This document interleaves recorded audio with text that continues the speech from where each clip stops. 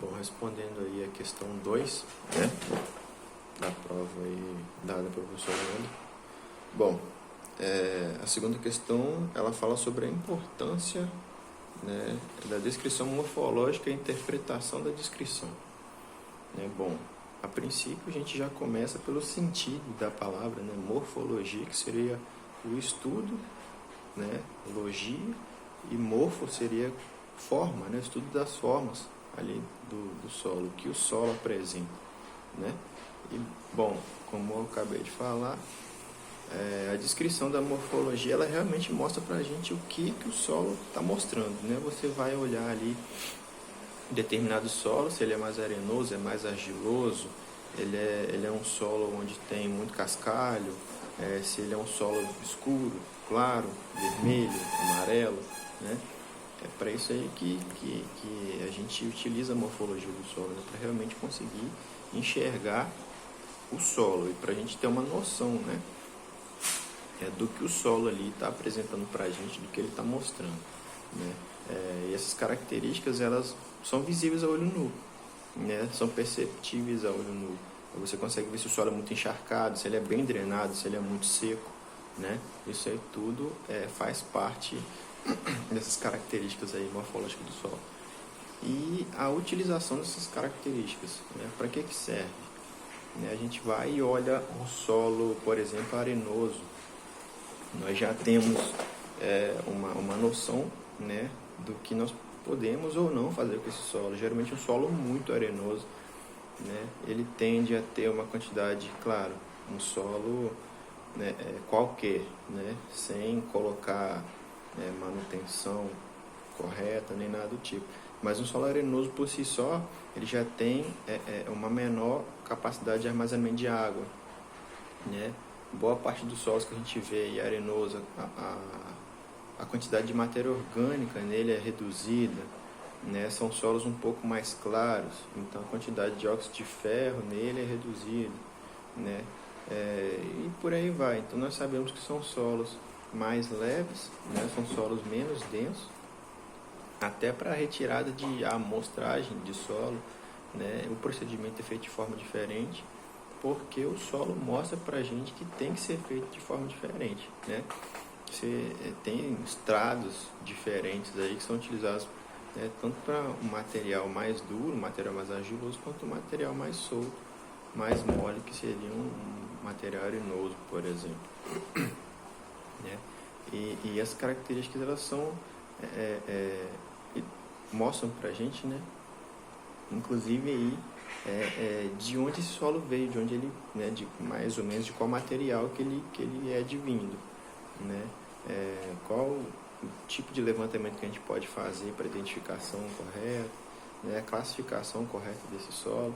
Aí ele vai mostrar para a gente a capacidade de uso do solo, né, como que a gente pode estar fazendo para a implantação de culturas,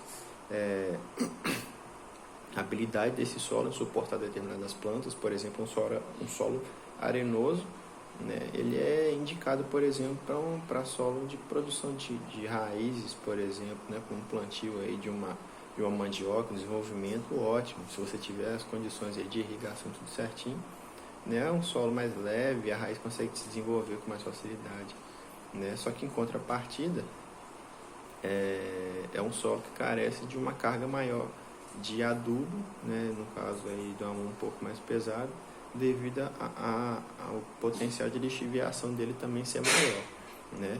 E não só para plantio, também na questão de construções, por exemplo, né? Num solo arenoso, o trabalho ali tem que ser feito de forma diferente, né? A compactação, o preparo, né, para a alocação ali de estruturas e tudo mais, até de casas, de prédios, ou então ali na perfuração de um tanque, né, para peixe, como as pessoas falam, né, um poço para peixe, ou então até mesmo perfuração de um poço artesiano, né, o movimento até de água nesse perfil. Eu vou fazer aí de repente um poço artesiano em solo nu, né, um poço artesiano não, desculpa, um tanque para peixe, né, para piscicultura, num solo nu, sendo que o solo é extremamente arenoso, né? Se você não tiver no nível similar ao nível do rio, sua água vai embora, né? Então, assim, isso tudo é demonstrado, né, por essas características do solo, né?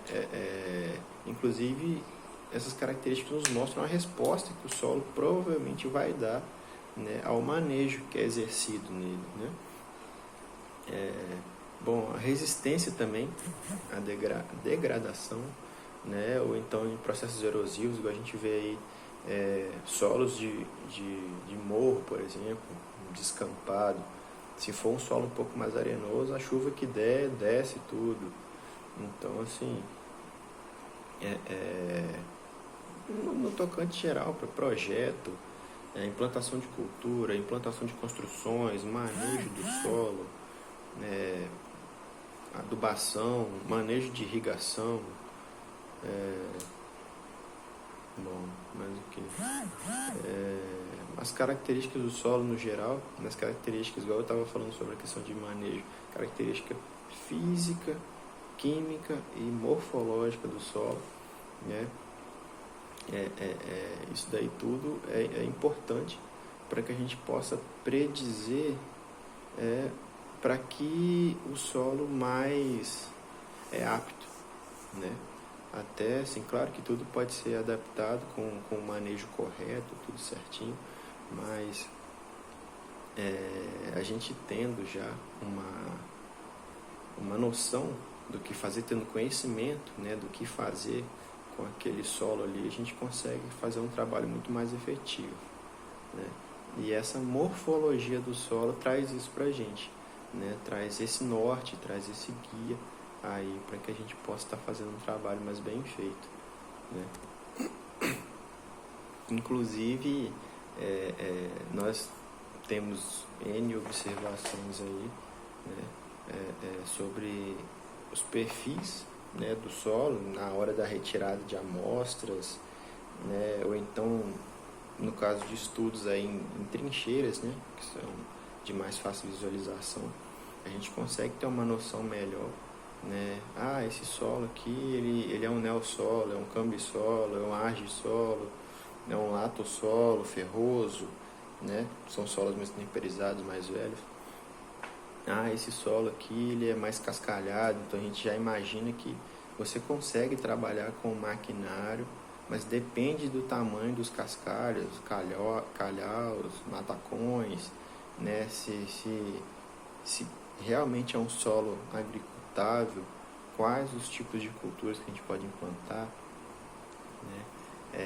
Olhando ali, voltando na questão do perfil, você consegue ver teores de matéria orgânica, consegue inclusive identificar, né, o material de origem do solo